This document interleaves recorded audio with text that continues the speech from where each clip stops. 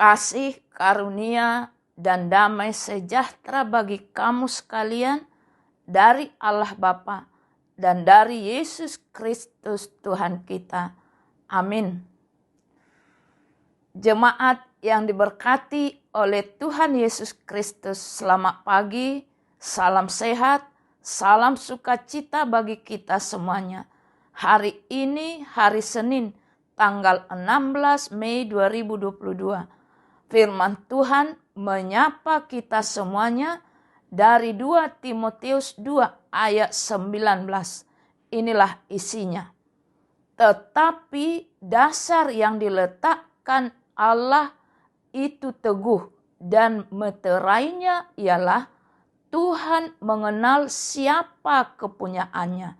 Dan setiap orang yang menyebut nama Tuhan hendaklah meninggalkan kejahatan. Demikian firman Tuhan. Topik kita, Tuhan mengenal siapa kepunyaannya. Jemaat yang diberkati oleh Tuhan Yesus Kristus, hari ini kita akan merenungkan bagian firman Tuhan yang diambil dari 2 Timotius 2 ayat 19 bertemakan Tuhan mengenal siapa milik kepunyaannya. Saya sangat percaya bahwa dalam 2 Timotius 2 ayat 19 ini Tuhan yang menjadi pembela umat kepunyaannya di tengah penyimpangan pengajaran yang sedang terjadi pada zaman Timotius.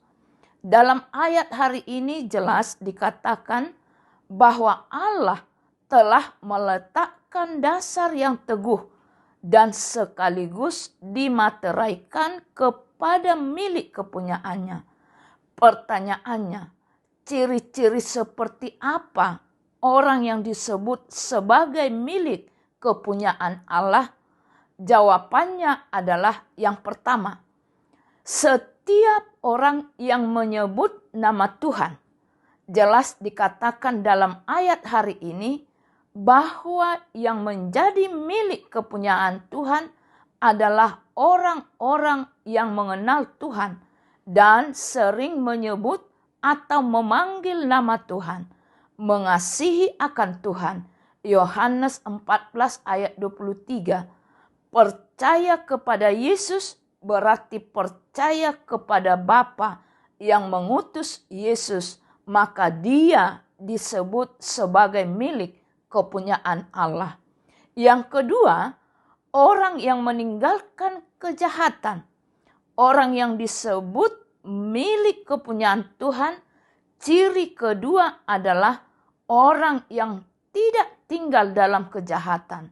Menurut firman Allah Yohanes 14 ayat 24, orang yang disebut sebagai milik kepunyaan Tuhan, orang yang hidup dalam kebenaran, dalam ketaatan, dalam kesetiaan, tidak kompromi dengan dosa, tetapi suka akan kebenaran firman Tuhan dan hidup seturut akan kehendak Allah. Yang ketiga, orang yang tinggal dalam Tuhan tidak saja milik kepunyaan Tuhan. Orang itu yang sering menyebut namanya atau orang yang meninggalkan kejahatan, tetapi juga orang yang tinggal di dalam Tuhan.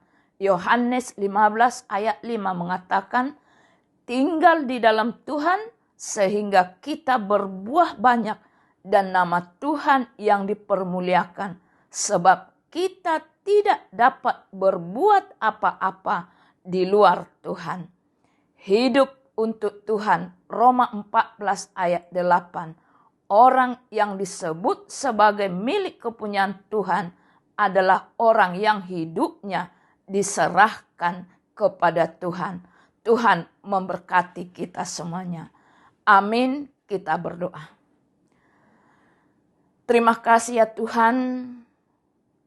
Berkati firman-Mu, berkati kami melakukannya, supaya kami hidup di dalam firman Tuhan, taat melakukan kebenaran firman Tuhan, sehingga kami dinyatakan adalah orang milik kepunyaan Tuhan.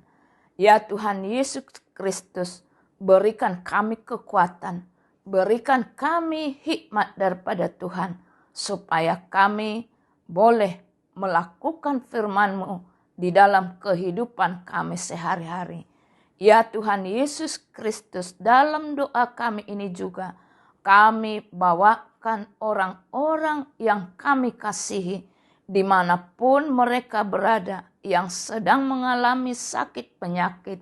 Ya Tuhan, lawat mereka, berkati obat, berkati makanan minuman yang mereka konsumsi, supaya mereka menerima kesembuhan daripada Tuhan.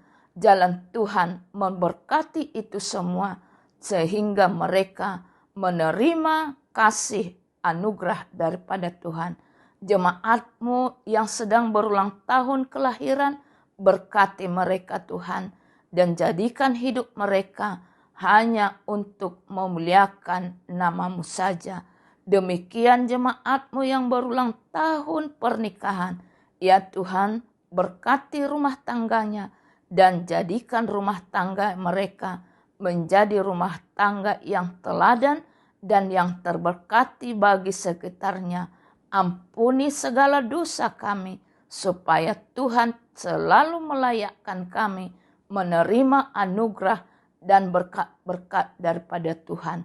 Inilah doa kami, inilah permohonan kami yang kami sampaikan hanya di dalam nama Yesus Kristus Tuhan kami. Amin.